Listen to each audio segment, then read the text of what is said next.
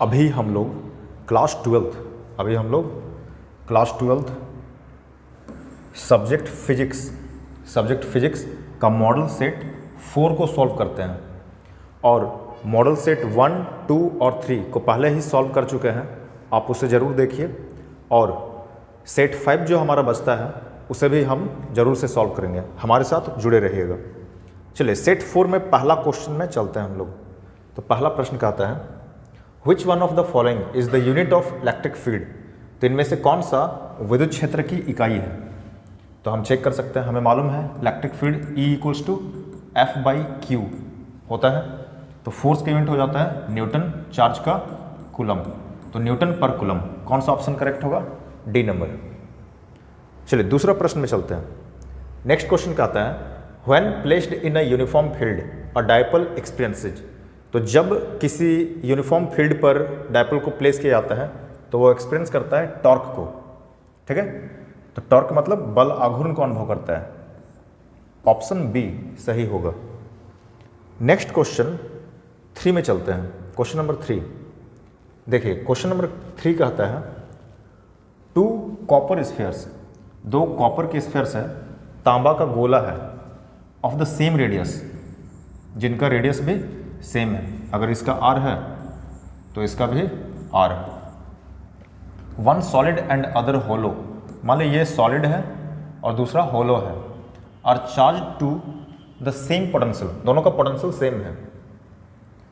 Which will have more charge, तो दोनों में से किस में मोर चार्ज होगा? तो हम लोग को मालूम है जब भी कंडक्टर है, जैसे कॉपर स्फीयर बोल रहा है, तांबा का गोला है, चालक है, चालक को जब भी आवेश दिया जाता है तो उसके सरफेस पर जमा होता है। कहाँ होगा? सरफेस पर, चाहे वह होलो रहे चाहे वह सॉलिड रहे, तो सरफेस पर जमा हो जाता है। और हमें मालूम है पोटेंशियल जो होता था चार्ज्ड स्फीयर के कारण उसके सरफेस पर वो होता था V = KQ/R, या इसे ही इस प्रकार से लिखा जाता है Q/4πε0r। तो क्वेश्चन में क्या कहता है? क्वेश्चन में कहता है कि दोनों का रेडियस सेम है, दोनों का रेडियस सेम है, दोनों का चार्ज भी सेम है। अगर फर्स्ट स्फीयर के लिए यह है तो अगला स्फीयर के लिए भी क्या होगा? 4πε0r। दोनों का चार्ज सेम है, रेडियस भी बोला है दोनों का सेम है, त्रिज्या भी समान है तो त्रिज्या भी समान है। चलिए, और 4πε0 तो दोनों के लिए सेम है ही, और पोटेंशियल भी सेम है, पोटेंशियल भी सेम है। तो किन में ज़्यादा चार्ज आएगा? तो जब पोटेंशियल सेम है, रेडियस सेम है, 4πε0 ये सब सेम है, तो चार्ज भी क्या रहेगा? तो चार्ज भी तो सेम ही होगा। तो कौन सा ऑप्शन करेक्ट होगा? C, both will have an equal charge, अर्थात दोनों पर समान आवेश होगा। नेक्स्ट क्वेश्चन में चलते हैं। नेक्स्ट क्वेश्चन कहता है अ गॉसियन स्फीयर, एक गॉसीय गोला है, अपने भीतर एक विद्युत द्विध्रुव को घेरता है, यानी कि इसके अंदर एक इलेक्ट्रिक डायपोल है। एक गोला है, इसके अंदर इलेक्ट्रिक डायपोल है। हमें मालूम है डायपोल में क्या होता है? -Q चार्ज और +Q चार्ज, कुछ डिस्टेंस है सेपरेटेड रहता है। वो डिस्टेंस को कुछ भी मान सकते हैं आप, 2a 2l ऐसा कुछ। तो 2a डिस्टेंस से सेपरेटेड है। तो गॉस का थ्योरम से हमें मालूम है टोटल इलेक्ट्रिक फ्लक्स जो होता है, टोटल इलेक्ट्रिक फ्लक्स अगर फाई से रिप्रेजेंट किया जाए तो वो टोटल चार्ज बाई एप्सिलॉन होता है, टोटल चार्ज बाई एप्सिलॉन। तो यहाँ पर अगर टोटल चार्ज करें तो -Q + Q क्या हो जाएगा? 0। तो टोटल चार्ज ही जब 0 है तो फ्लक्स का वैल्यू भी क्या हो जाएगा? 0। तो किसी स्फीयर के अंदर, गॉसियन स्फीयर के अंदर, गॉसियन सरफेस के अंदर यदि डायपोल रहता है तो उसके कारण इलेक्ट्रिक फ्लक्स का वैल्यू 0 होगा, क्योंकि टोटल चार्ज का वैल्यू 0 हो जाएगा। -Q + Q 0। तो कौन सा ऑप्शन करेक्ट होगा? डी। चलिए नेक्स्ट क्वेश्चन में आगे बढ़ते हैं। अ सोप बबल, एक सोप बबल है, बबल मतलब खोखला गोला है, ठीक है, अंदर से होलो है, सोप बबल है, उसको नेगेटिव चार्ज दिया हुआ है, ऋणात्मक आवेश, नेगेटिव चार्ज दिया हुआ है, तो उसके सरफेस पर आ जाएगा, क्योंकि ये तो होलो है, बबल खोखला है, बुलबुला, तो अंदर तो एयर होगा। तो इसका रेडियस, तो रेडियस यहाँ W की जगह कुछ R होना चाहिए था, रेडियस, त्रिज्या क्या होगा? तो इसकी त्रिज्या क्या होगी? तो अगर सोचिए नेगेटिव चार्ज जब दिया हुआ है, ऋण आवेश दिया हुआ है, तो सभी ऋण आवेश इसके पृष्ठ पर दूर जाना चाहेंगे, एक दूसरे से दूर जाना चाहेंगे। तो इसका रेडियस जो शुरू में अगर R था तो क्या होगा? धीरे धीरे बढ़ जाएगा। है ना, धीरे धीरे बढ़ जाएगा। तो रेडियस में क्या होगा, इंक्रीज होगा, रेडियस इंक्रीज कर जाएगा। ऑप्शन बी करेक्ट होगा। चलिए नेक्स्ट क्वेश्चन में चलते हैं हम लोग। चलिए नेक्स्ट क्वेश्चन अच्छा क्वेश्चन है, समझते हैं। 2 पॉइंट चार्जेस, 2 पॉइंट चार्ज है, +3 माइक्रोकूलम -8 माइक्रोकूलम। चलिए यहाँ सॉल्व करने की कोशिश करते हैं हम लोग। +3 माइक्रोकूलम और -8 माइक्रोकूलम, सही है। दोनों के बीच में दोनों अट्रैक्ट कर रहा है, क्योंकि पॉजिटिव है और नेगेटिव है। फोर्स ऑफ अट्रैक्शन लगेगा कितना न्यूटन का, 1 न्यूटन का अट्रैक्शन का फोर्स लग रहा है, ठीक है, आकर्षण का बल लग रहा है। A charge of +5 microcoulomb is added each of them. अब दोनों को क्या कर रहा है, +5 माइक्रोकूलम का चार्ज दे रहा है, +5 माइक्रोकूलम का। इसको भी दिया गया, इसको भी दिया गया, +5 माइक्रोकूलम लिख रहा है ना, +5 माइक्रोकूलम। तो +5 + 3 कितना हो जाएगा, 8 माइक्रोकूलम। और +5 माइक्रोकूलम और -8 माइक्रोकूलम कितना हो जाएगा, -3 माइक्रोकूलम, ये ना हो जाएगा। डिस्टेंस में तो कोई चेंज नहीं होगा, डिस्टेंस वही रहेगा, क्योंकि क्वेश्चन में डिस्टेंस में कोई चेंज नहीं किया है, सिर्फ चार्ज एक्स्ट्रा गिवन कर दिया गया, +5 माइक्रोकूलम दोनों चार्जेस को। तो पहले देखिए, पहले कितना था, 8 माइक्रोकूलम 3 माइक्रोकूलम, प्लस माइनस। अभी सिर्फ साइन इंटरचेंज हो गया, जो माइनस था वो प्लस हो गया, -8 माइक्रोकूलम की जगह +8 माइक्रोकूलम, और +3 माइक्रोकूलम की जगह -3 माइक्रोकूलम। तो जो मैग्नीट्यूड है फोर्स का वो तो सेम ही रहेगा, और दोनों एक प्लस है एक माइनस है, तो अभी भी इनके बीच का फोर्स कितना रहेगा, 1 न्यूटन ही रहेगा मैग्नीट्यूड में। और कैसा नेचर का रहेगा, तो अट्रैक्शन का, क्योंकि एक पॉजिटिव एक नेगेटिव। तो कौन सा ऑप्शन करेक्ट होगा, 1 न्यूटन का force of attraction, attractive force, option 1 correct होगा। नेक्स्ट क्वेश्चन में चलते हैं हम लोग। देखिए नेक्स्ट क्वेश्चन क्या आता है, अ पैरेलल प्लेट कैपेसिटर, एक समांतर प्लेट संधारित्र को चार्ज किया गया एक बैटरी से चार्ज किया गया। उसके बाद उस बैटरी को हटा दिया गया, डिस्कनेक्ट कर दिया गया। The plates are further separated, और प्लेट्स को दूर कर दिया गया। जैसे अभी नज़दीक है तो अब प्लेट्स को दूर कर दिया गया, तो ये डिस्टेंस बढ़ गया। पहला डिस्टेंस अगर d था तो ये डिस्टेंस को कुछ बढ़ा दिया गया, मान लिया d', ऐसा कुछ कर दिया गया। The potential difference between the plates, तो उनके बीच का पोटेंशियल डिफरेंस पर क्या इफेक्ट पड़ेगा। तो हमें मालूम है पैरेलल प्लेट कैपेसिटर का कैपेसिटेंस क्या होता है, C = ε/A/d। Parallel plate capacitor का कैपेसिटेंस ε/A/d। अब डिस्टेंस को बढ़ा दिया गया, डिस्टेंस अगर बढ़ेगा तो कैपेसिटेंस घटेगा, डिस्टेंस बढ़ेगा कैपेसिटेंस घटेगा। अब पोटेंशियल डिफरेंस पर क्या इफेक्ट पड़ेगा, तो C = Q/V पढ़ा हुआ है, C = Q/V। तो अगर कैपेसिटेंस घटेगा, जैसे यहाँ दिख रहा था कैपेसिटेंस घटेगा डिस्टेंस बढ़ने के कारण, तो पोटेंशियल बढ़ जाएगा। क्या होगा, पोटेंशियल डिफरेंस बढ़ जाएगा। तो कौन सा ऑप्शन करेक्ट होगा, इंक्रीज, C नंबर। इंक्रीज मतलब बढ़ जाता है, विभवांतर बढ़ जाएगा। नेक्स्ट क्वेश्चन में चलते हैं। Increasing the charge on the plates of a capacitor means, अगर चार्ज को बढ़ा दिया जाए तो क्या होगा। तो हम लोग पढ़ते हैं C = Q/V, तो Q = CV। अगर increase the charge on the plates of the capacitor, अगर चार्ज को बढ़ा दिया जाए, increasing the charge on the plates of the capacitor, charge अगर बढ़ा दिया जाए तो C तो कांस्टेंट होता था, तो V भी क्या हो जाएगा, इंक्रीज कर जाएगा। तो ये हो जाएगा option, increasing potential difference between the plates. तो पोटेंशियल डिफरेंस क्या हो जाएगा, इंक्रीज कर जाएगा। यहीं से पता चल रहा है चार्ज बढ़ेगा पोटेंशियल डिफरेंस भी बढ़ जाएगा। चलिए नेक्स्ट क्वेश्चन। 2 कैपेसिटर हैं जिनका कैपेसिटेंस है 6 माइक्रोफैराड, इच आर अवेलेबल। दोनों कैपेसिटर का जो कैपेसिटेंस है वो कितना है, 6 माइक्रोफैराड का। The minimum and maximum capacitance which may be opted are, तो मिनिमम और मैक्सिमम कैपेसिटेंस कब मिलेगा, तो मिनिमम कब मिलेगा, तो मिनिमम तब मिलेगा जब इन्हें सीरीज में कनेक्ट किया जाएगा, क्योंकि सीरीज में कनेक्शन कैसे होता है, 1/CS करके, 1/C1 + 1/C2। तो इसका भी 6 माइक्रोफैराड, इसका भी 6 माइक्रोफेराड है। तो 1/6 प्लस 1/6 2/6 3, तो सीरीज में कितना आ गया 3 माइक्रोफेराड। कितना आ जाएगा 3 माइक्रोफेराड सीरीज के लिए, लेकिन पैरेलल में बढ़ जाएगा, क्योंकि पैरेलल में अगर पैरेलल में कनेक्ट किया जाए इस तरीक़ा से, तो पैरेलल में Cp इक्वल्स टू क्या हो जाता है C1 प्लस C2, इस तरीके से जुड़ता है। तो Cp इक्वल्स टू 6 प्लस 6 कितना हो जाएगा 12 माइक्रोफेराड। तो कितना होगा सीरीज में कम होगा 3 माइक्रोफेराड और पैरेलल में 12 microfarad. 3 microfarad and 12 microfarad, option B वह करेक्ट होगा।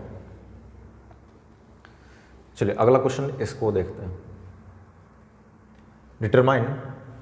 Determine the equivalent capacitance between points A and B.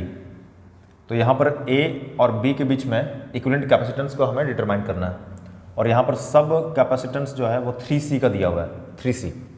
अब देखिए ये एक व्हीटस्टोन ब्रिज जैसा दिख रहा है, कैसा दिख रहा है व्हीटस्टोन ब्रिज।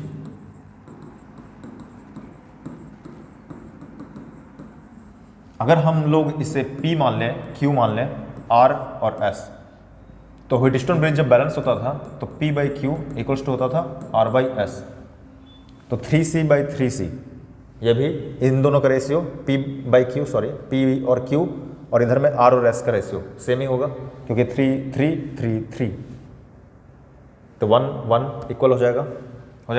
तो ये बैलेंस का कंडीशन में है, और हमें मालूम है कि जब व्हीटस्टोन ब्रिज बैलेंस होता है तो इस पॉइंट को कुछ भी मान सकते हैं, मान लिया x मान लिया और इसको y मान लिया, तो x और y के बीच का जो पोटेंशियल डिफरेंस होगा वह 0 होता है। मतलब यहाँ पर कोई चार्ज फ्लो नहीं होगा, कोई चार्ज एक्यूमुलेट भी नहीं करेगा, जमा नहीं करेगा। कौन सा ये कैपेसिटर, तो इसका कोई मतलब नहीं है। तो अब अगर सर्किट को ध्यान से देखा जाए तो यहाँ पर क्या दिख रहा है, ये दोनों जो कैपेसिटर हैं ये दोनों सीरीज में हो जाएगा, ऊपर वाला दोनों सीरीज में, और नीचे वाला जो दो कैपेसिटर है ये दोनों भी किस में आ जाएगा सीरीज में, क्योंकि इसका तो कोई मतलब ही नहीं है। और अभी जस्ट सीखे सीरीज में, देखिए ये दोनों सीरीज में, ये 3 है, ये 3 है, ये 3 है, ये 3 है, और CC जुड़ा हुआ है तो CC भी जोड़ दीजिए, 3C 3C 3C 3C। तो ये दोनों सीरीज में कैसे जुड़ता है, तो 1/CS equals to 1/C1 plus 1/C2। तो जब इसको सॉल्व कीजिएगा तो कितना आ जाएगा, तो ऊपर में आ जाएगा, ऊपर में आपका आ जाएगा 3/2C, और उसी तरह नीचे में भी आ जाएगा 3/2C, है ना, इसी फॉर्मूला से। अब ये दोनों पैरेलल में, तो पैरेलल में कैसे जुड़ता है, डायरेक्ट जुड़ जाता है। तो 3/2 3/2 that means 1.5 1.5 1.5 plus 1.5 Cp parallel में कैसे जुड़ता है, डायरेक्ट जुड़ जाता है। तो 1.5 प्लस 1.5 कितना हो जाएगा 3। तो इसका ऑप्शन कौन सा सही होगा, C 3C। तो इसका पूरा सर्किट का या नेटवर्क का इक्विवेलेंट कैपेसिटेंस जो होगा वो कितना हो जाएगा 3C। चलिए नेक्स्ट क्वेश्चन में चलते हैं हम लोग। If a dielectric be introduced, अगर कोई डाइलेक्ट्रिक को इंट्रोड्यूस किया गया है between the plates of a parallel plate capacitor, तो उसका कैपेसिटेंस क्या हो जाता है, इंक्रीज करता है। हमेशा याद रखना है किसी समांतर प्लेट संधारित्र के माध्यम में अगर कोई पराविद्युत माध्यम को प्रवेश कराया जाता है तो उसकी धारिता बढ़ जाती है, option B. Next question, why is the Wheatstone bridge, ये क्वेश्चन बार बार रिपीट कर रहा है, why is the Wheatstone bridge more accurate than the other methods of measuring resistances, क्यों ज़्यादा इफेक्टिव है, ज़्यादा एक्यूरेट है, क्यों है, क्योंकि ये नल मेथड पर बेस्ड होता है। क्योंकि हमें मालूम है व्हीटस्टोन ब्रिज कब बैलेंस होता है, जब कोई डिफ्लेक्शन शो नहीं करता है गैल्वेनोमीटर, तो ये ज़्यादा बेहतर मेथड है, विधि है। तो ऑप्शन ए, यह एक शून्य विधि है, शून्य विक्षेप की विधि पर आधारित है। Question number 13, Kirchhoff's first and second laws for electric circuits are consequences of, Kirchhoff का फर्स्ट लॉ जो है वो चार्ज के कंजर्वेशन पर बेस्ड होता है, और जो सेकंड लॉ है वह एनर्जी के कंजर्वेशन पर। पहले भी क्वेश्चन पूछ चुका है, तो कौन सा हो जाएगा, conservation of electric charge and energy respectively, आवेश का संरक्षण और ऊर्जा का संरक्षण। चलिए नेक्स्ट क्वेश्चन क्या आता है, question number 14, the length and radius of an electric resistance of a certain wire are doubled simultaneously. तो लेंथ और रेडियस को दोगुना कर दिया गया। The length and radius of electric resistance, मतलब लंबाई और त्रिज्या किसी प्रतिरोध का दोगुना कर दिया गया तो क्या होगा। तो देखिए स्पेसिफिक रेसिस्टेंस जो है, विशिष्ट प्रतिरोध जो है, यह लंबाई और अनुप्रस्थ काट क्षेत्रफल ये सबसे कोई लेना देना नहीं रखता है, तो इसमें तो कोई परिवर्तन नहीं होगा, अपरिवर्तित रहेगा, मतलब स्पेसिफिक रेसिस्टेंस अनचेंज रहेगा। रेसिस्टेंस में क्या इफेक्ट पड़ेगा उसे मालूम कर सकते हैं। तो R इक्वल्स टू क्या पढ़ते हैं, rho into L by A, सही है। तो rho equals to R equals to rho into L by A. तो area of cross section radius के हिसाब से लिखा जाए तो पाई आर स्क्वायर एरिया। चलिए अब क्या कर रहा है, रेसिस्टिविटी तो वही रहेगा, लेंथ और रेडियस को लंबाई और त्रिज्या को डबल कर दे रहा है। तो लेंथ को कर दिया 2L और पाई, रेडियस को भी कर दिया 2R, तो 2R का होल स्क्वायर। तो R इक्वल्स टू, या तो नया जो रेसिस्टेंस है R dash equals to rho 2L by pi 4R square, cancel कर जाएगा। तो R dash equals to rho L by 2 pi R square. तो rho L by pi square ये तो शुरू में मिल ही रहा था, और ये क्या हो गया 1/2 हो गया, मतलब हाफ हो गया। कितना हो गया, आधा हो गया एक्चुअल का। तो कौन सा ऑप्शन करेक्ट है, तो रेसिस्टेंस हाफ हो जाएगा और स्पेसिफिक रेसिस्टेंस में कोई चेंज नहीं होगा, तो प्रतिरोध आधा हो जाएगा और विशिष्ट प्रतिरोध में कोई परिवर्तन नहीं होगा। यहीं से दिख रहा है, देखिए 2 आ गया, बच गया, तो हाफ हो गया। Next question, the resistance in ohm in the four arms of a Wheatstone bridge are as follows, in which case the bridge is balanced। तो कौन सा स्थिति में बैलेंस होगा, तो यहाँ पर रेसिस्टेंस सब दिया हुआ है। व्हीटस्टोन ब्रिज हम लोग को पढ़ा हुआ है, मालूम है, इस तरीके से रहता है, 4 रेसिस्टेंस को इस तरीके से कनेक्ट करते हैं, P Q R S, और बीच में रहता है गैल्वेनोमीटर। क्या रहता है, गैल्वेनोमीटर। तो इसका रेशियो जो होता है ब्रिज बैलेंस तब होता है जब P by Q equals to R by S. तो P बाई क्यू, अगर इसको P Q R S मान लें तो इनका रेशियो क्या सेम होगा, एक दूसरे के इक्वल होगा, नहीं होगा। P Q 1/2 3/4 नहीं हो रहा है, किस में होगा, इसमें होगा, क्योंकि सभी 4 का है, तो 4/4 इक्वल्स टू 4/4 सेम हो जाएगा ना। तो कौन सा ऑप्शन करेक्ट होगा, B, तब वो बैलेंस होगा। अगला क्वेश्चन कहता है, अब wire P is half the diameter and half the length of a wire Q। तो एक तार है P जिसका डायमीटर आधा है और लंबाई भी आधा है, लेंथ भी आधा है, किसका, वायर Q का। तो सोचिए वायर Q यदि इतना है,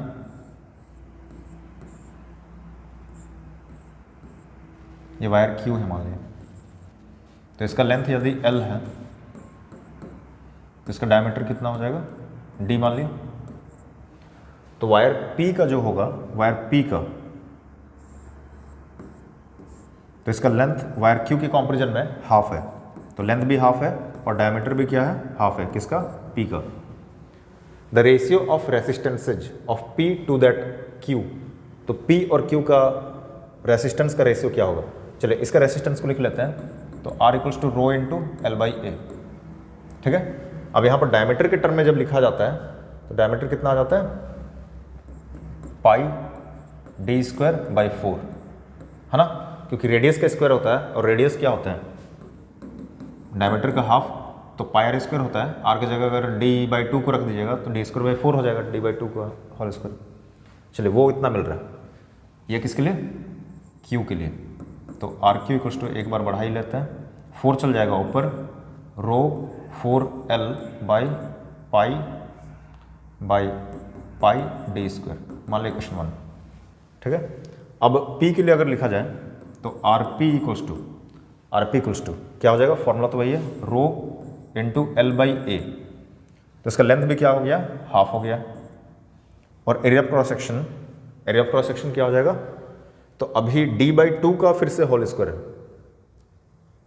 है ना, तो D/2 का होल स्क्वायर, तो एक जगह हो जाएगा, ऐसे क्या होता है, पाई आर स्क्वायर। तो R इक्वल्स टू तो D/2 होता ही था, अभी ये एक्चुअल में D/2 का है, तो 1/2 इंटू D/2 है ना, हाफ हो गया D/2, और इसका पूरा का होल स्क्वायर। समझ में आ रहा है? तो आर पी इक्वल्स टू कितना आ जाएगा, rho L by two by pi D square, और ये 4 का स्क्वायर 16 हो जाएगा, तो डी स्क्वायर बाई 16। इसे सॉल्व कीजिएगा, आराम से आ जाएगा, कोई दिक्कत नहीं है। सिर्फ ये डी बाई टू यहाँ पर सब्स्टिट्यूट किए और उसका भी हाफ हो जाएगा क्योंकि रेडियस के टर्म में लिख रहे हैं। चलिए देखिए रो, चलिए इसको समझने में अगर थोड़ा भी कन्फ्यूजन आ रहा है तो थोड़ा मैं फिर से एक्सप्लेन करता हूँ। देखिए थोड़ा, लेंथ तो हाफ हो गया, रेडियस क्या होता था, वो डी बाई टू होता था, लेकिन यहाँ पर जब डी था तब रेडियस के टर्म में लिख रहे थे तो डी बाई टू कर रहे थे। यहाँ तो अब डायमीटर भी हाफ है, डायमीटर ही हाफ है किसके कंपैरिजन में, इसका, तो फिर से तो हाफ हो जाएगा जब रेडियस को लिखेंगे तो, है ना। अगर इसका डायमीटर मान लिया 10 सेंटीमीटर था फॉर एग्जांपल, तो इसका कितना है 5 सेंटीमीटर, तो फिर से तो हाफ करना पड़ेगा ना। तो ये तो इससे कंपैरिजन कर रहे हैं तब ना हाफ हो रहा है, फिर से अगर हाफ करेंगे तो कितना हो जाएगा, इसका भी हाफ हो जाएगा, 5 सेंटीमीटर का भी हाफ होगा, तब ना रेडियस मिलेगा। तो इसलिए एक बार फिर से हाफ कर दिया, ठीक है। चलिए रो, अब यहां पर करेंगे, देखिए 16 जाएगा ऊपर, 16L by 2 pi D square, सही है। अब देखिए ये कैंसिल कर जाएगा, 2 8 जा, तो कितना हो गया, रो 8L by pi D square equation 2। तो ये मिला आरपी का वैल्यू और ये मिला आरक्यू का वैल्यू। चलिए इसे इरेज करते हैं और इसे दोनों को डिवाइड कर देना, आरपी बाई आरक्यू। तो आरपी कितना,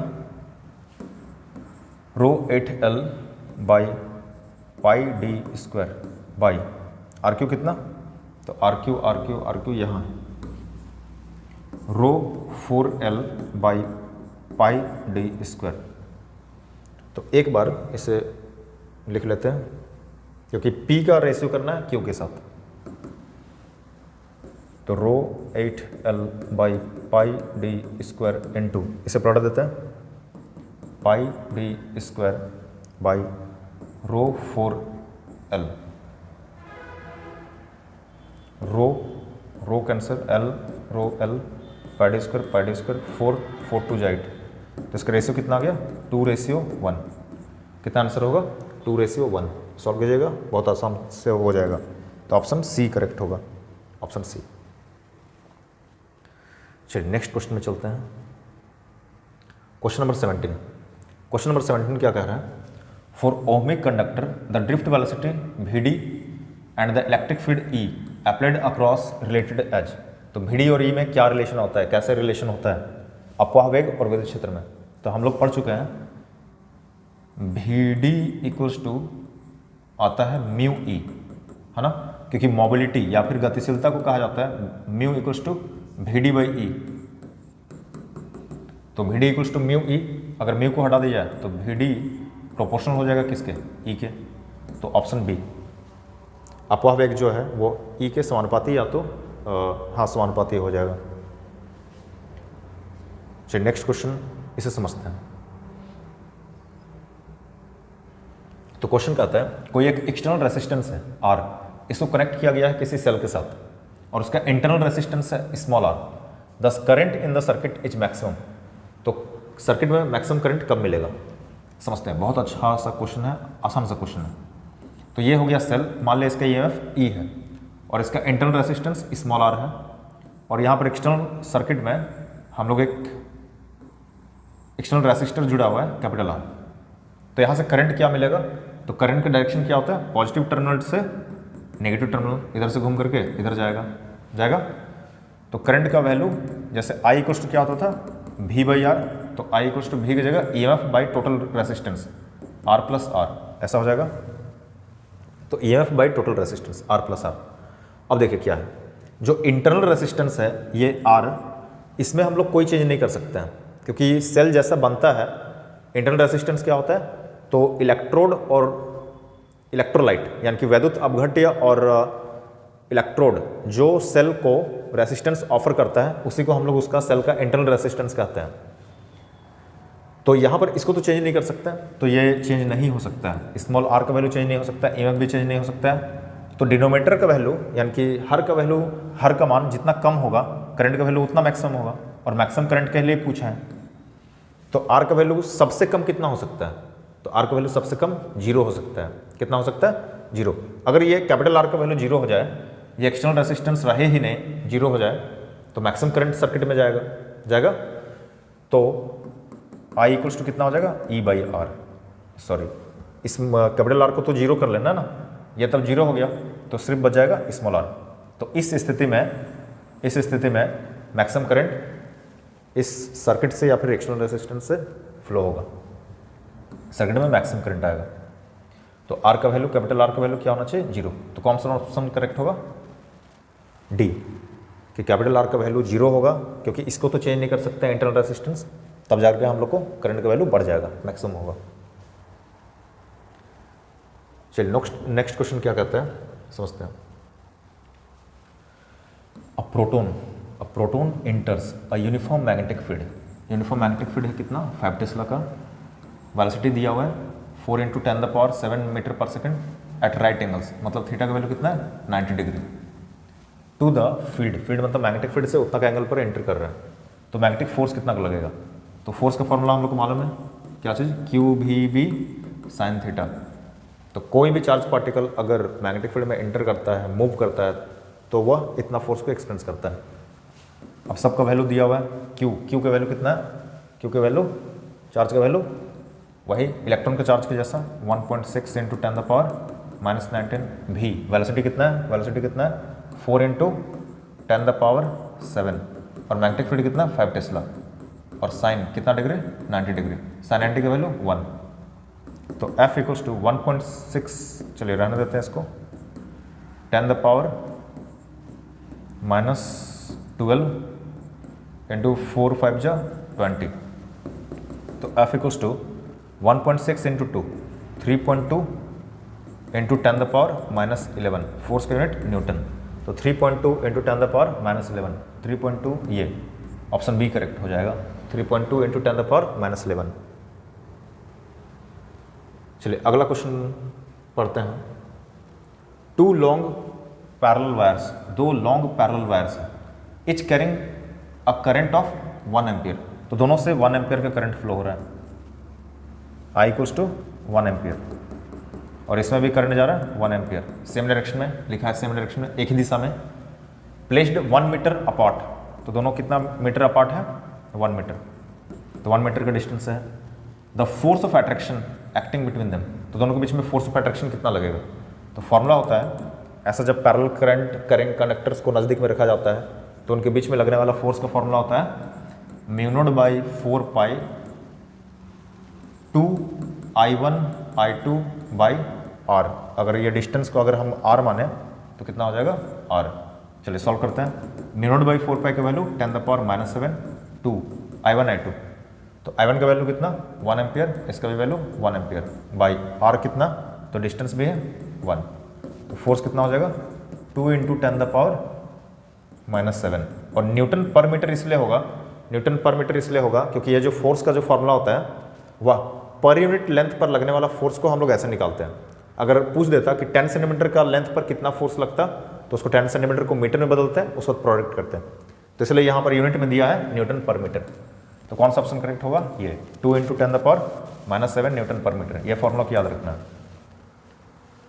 चलिए next question, the expression for Lorentz force. तो लॉरेंज फोर्स के लिए कौन सा एक्सप्रेशन करेक्ट होगा? तो लॉरेंज फोर्स के लिए ये ऑप्शन करेक्ट होगा। तो लॉरेंज फोर्स तब लगता है जब चार्ज पार्टिकल इलेक्ट्रिक फील्ड और मैग्नेटिक फील्ड दोनों में मूव करता है। एक ऐसा स्पेस होता है, एक ऐसा फील्ड होता है जिसमें इलेक्ट्रिक भी रहता है और मैग्नेटिक फील्ड भी रहता है। तो QE इलेक्ट्रिक फील्ड के कारण लगने वाला फोर्स, और मैग्नेटिक फील्ड के कारण लगने वाला फोर्स Q × V×B है ना, और इलेक्ट्रिक फील्ड के कारण लगने वाला फोर्स QE। जब दोनों को जोड़ दिया जाएगा तो Q बाहर, E + V×B है ना, तो कौन सा सही हो जाएगा? C। Next question,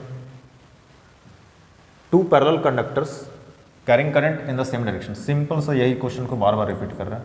same direction में मूव करता है तो क्या होता है? फोर्स ऑफ अट्रैक्शन लगता है, क्या हो जाएगा, अट्रैक्ट इच अदर, क्योंकि सेम डायरेक्शन है, ऑपोजिट डायरेक्शन में रिपेल करता है।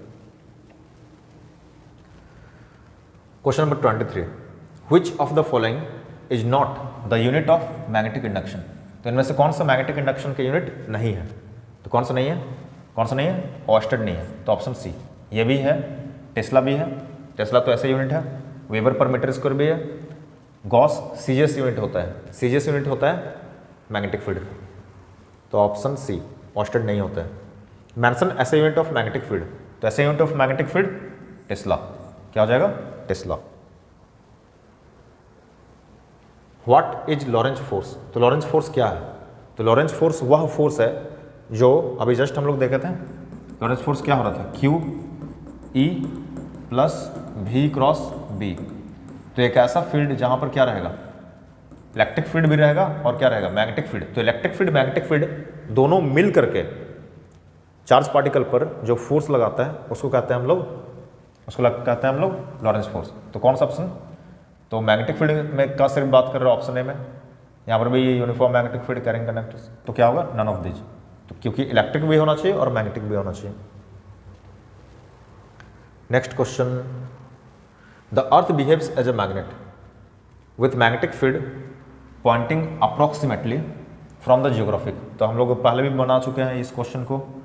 तो जियोग्राफिक नॉर्थ, जियोग्राफिक साउथ, इसके अंदर जो एक मैग्नेट रहता है, ह्यूज मैग्नेट, उसका ये रहता है मैग्नेटिक नॉर्थ और इधर रहता है मैग्नेटिक साउथ, ठीक है।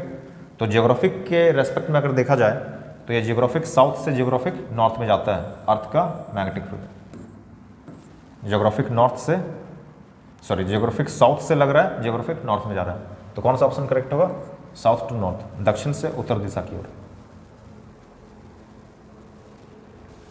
The strength of earth's magnetic field, strength of earth's magnetic field ये अलग अलग होता है, vary from place to place on the earth surface. ऐसा क्यों, तो अर्थ को अगर देखा जाए तो ये पूरा कंप्लीट स्फीयर नहीं होता है, बल्कि थोड़ा फ्लैटेंड रहता है। कहाँ पर, पोल्स पर।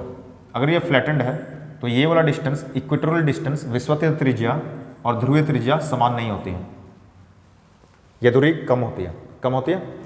और अंदर में अभी जस्ट इसके बाद का क्वेश्चन भी पूछा है, अंदर में जो अर्थ का जो कोर रहता है वो मोल्टेन स्टेट में रहता है, मोल्टेन स्टेट में, जिसके कारण कन्वेक्शन करंट दौड़ता है। क्यों, क्योंकि यहाँ पर आयन जो रहता है, पॉजिटिव आयन, नेगेटिव आयन, ये सब जो आयन रहता है, मेटल जो लिक्विड स्टेट में रहता है तो वो एक जगह से दूसरा जगह बहता है अंदर में।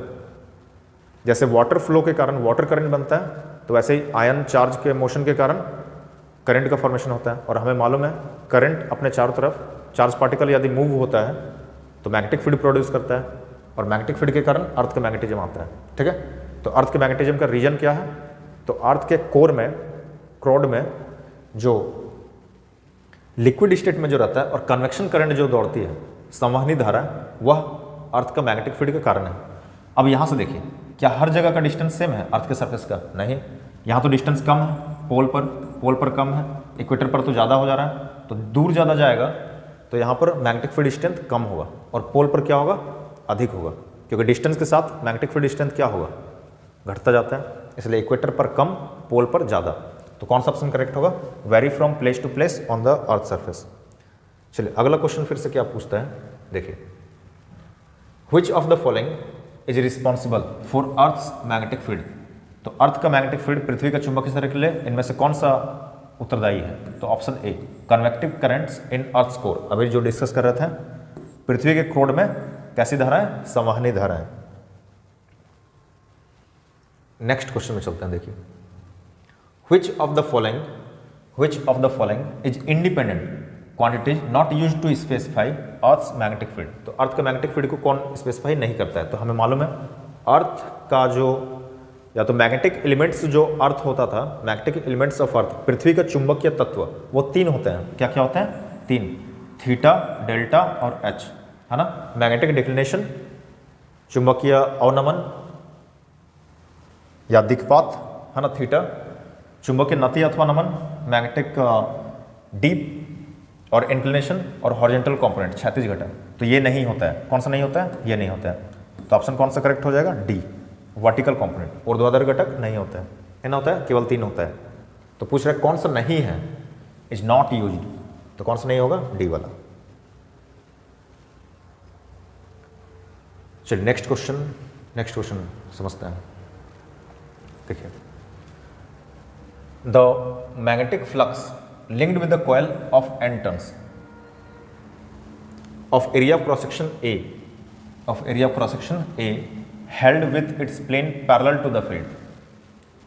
जैसे मान लीजिए magnetic flux linked with the coil, n घुमाओ यानी कि n फेरा है, जिसका अनुप्रस्थ काट क्षेत्रफल कितना है, area of cross section A है, कुंडली का तल B चुंबक इस तरह के समानांतर रखी हुई। मान लीजिए ये मेरा कॉइल का, ये मान लीजिए मेरा हाथ कॉइल है, तो कॉइल के फेस के पैरेलल है ना, पैरेलल में मैग्नेटिक फील्ड जा रहा है,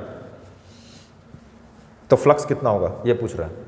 तो ये प्लेन है, प्लेन के पैरेलल जा रहा है, ऐसे जा रहा है, और हमें मालूम है एरिया वेक्टर जो होता है वो प्लेन के परपेंडिकुलर और आउटवर्ड्स होता है। मान लिया ऐसे जा रहा है 90 डिग्री, ये इधर, और मैग्नेटिक फील्ड ऐसे जा रहा है।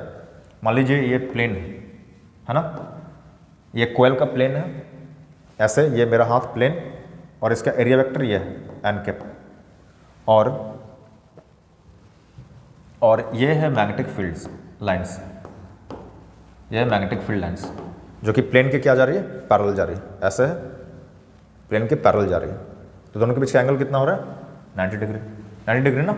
और फ्लक्स का फॉर्मूला क्या पढ़ते हैं हम लोग, flux equals to B vector dot A vector, और डॉट प्रोडक्ट किस में टूटता है, बी ए कॉस थीटा, और कॉस अगर थीटा का वैल्यू 90 डिग्री है तो कॉस 90 का वैल्यू 0, तो पूरा फ्लक्स का वैल्यू क्या हो जाएगा, 0। कोई भी फ्लक्स इससे नहीं गुजरेगा, मैग्नेटिक फील्ड लाइंस इस कॉइल के प्लेन से नहीं गुजरेगी, जब उसके प्लेन के क्या होगी, पैरेलल होगी। कब ज़्यादा गुजरेगी, जब प्लेन के परपेंडिकुलर इस तरीके से होगी, है ना, क्योंकि परपेंडिकुलर जब रहेगा इस प्लेन के परपेंडिकुलर, तो एरिया वेक्टर इधर और मैग्नेटिक फील्ड इधर, दोनों के बीच का एंगल कितना हो गया, 0 डिग्री, और कॉस 0 का वैल्यू 1 होता है जो कि मैक्सिमम, तब के लिए फ्लक्स बनता, लेकिन अभी पैरेलल है तो फ्लक्स का वैल्यू 0 होगा। चलिए next question, the role of